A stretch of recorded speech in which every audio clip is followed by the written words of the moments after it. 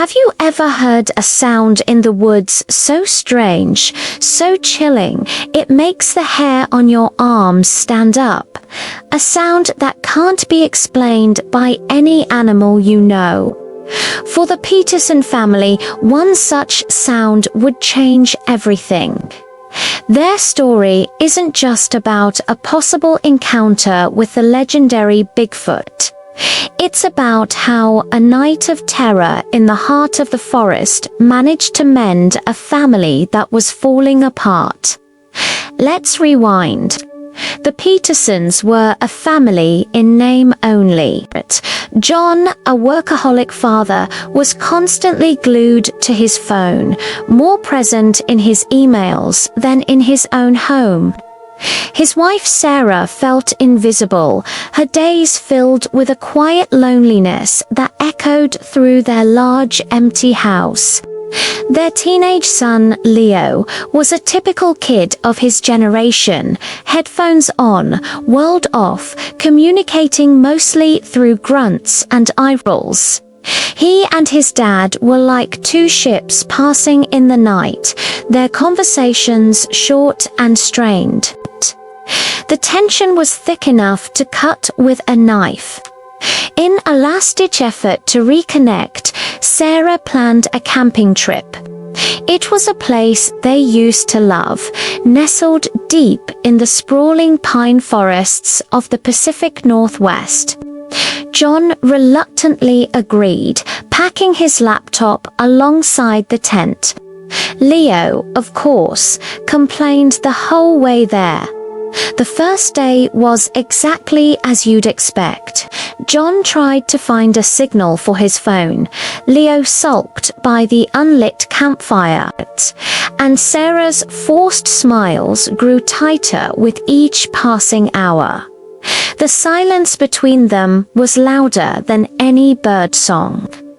As dusk settled, painting the sky in shades of orange and purple, a heavy fog began to roll in, swallowing the towering pines. The temperature dropped, and an eerie quiet fell over the woods. It was the kind of quiet that feels like the world is holding its breath. Sarah was trying to light the campfire, her hands fumbling with the matches.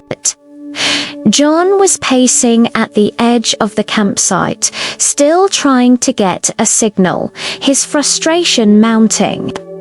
Leo was in the tent, lost in his music, and then it happened. A sound pierced the silence. It started as a low, guttural moan that seemed to vibrate through the ground itself. It wasn't a bear, it wasn't a wolf, it was something else entirely. The moan grew into a long, mournful cry, filled with a power and a sadness that was deeply unsettling. Leo ripped off his headphones, his eyes wide. John froze mid-pace, his phone forgotten in his hand. Sarah dropped the matches, her heart pounding in her chest. They all looked at each other, the shared fear instantly dissolving the walls they had built. The cry echoed again, closer this time. It was a sound of immense size and strength. Panic set in. John, for the first time in years, took charge not as a businessman, but as a father and a husband. "Everyone, get in the tent. Now," he commanded, his voice firm. He grabbed the heavy-duty flashlight from their gear, its beam cutting a nervous path through the thick fog. Inside the cramped tent, the three of them were huddled together. The air was thick with fear, but something else, to a sense of unity they hadn't felt in a long time. They could hear heavy footsteps outside, snapping twigs and crunching leaves. The steps were slow, deliberate, and impossibly heavy. The ground seemed to tremble with each one. Then came a deep, sniffing sound right outside the thin nylon wall of their tent. They held their breath, their bodies pressed together. Leo, who usually recoiled from his father's touch, was now gripping his arm tightly. Sarah had her face buried in John's shoulder. John's mind was racing. Every instinct told him this was a predator, something big and dangerous. But his focus wasn't on himself, it was on protecting his family. He shone the flashlight beam through the tent's mesh window, but the fog was too dense. They could only see shifting, massive shadows moving just beyond the reach of the light. The creature circled their tent for what felt like an eternity. They heard it brush against the side, the fabric groaning under the slight pressure. A low growl rumbled, a sound that seemed to come from a massive chest. In that moment, stripped of all modern distractions, the Petersons were just three people relying on each other for survival. John whispered reassurances, not just to his family, but to himself. Sarah, despite her fear, managed to find a small, calming rhythm in her breathing, trying to keep Leo from panicking. And Leo, the distant teenager, was looking at his dad with a new kind of respect, seeing a protector instead of a stranger.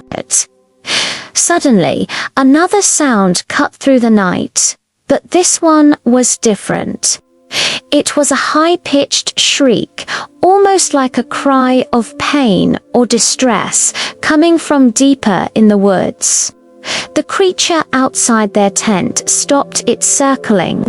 It let out a responsive, booming roar that shook them to their core.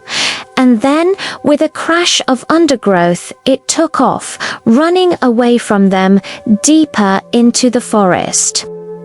The heavy footsteps faded into the distance.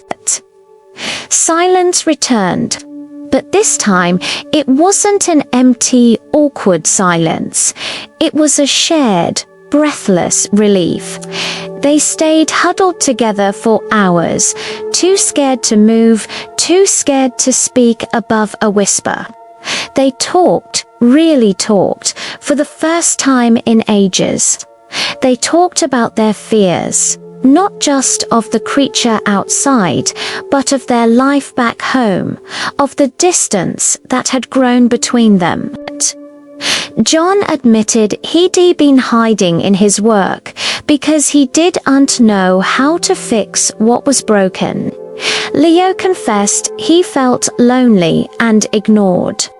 Sarah spoke of her deep sadness, of feeling like her family had disappeared right in front of her.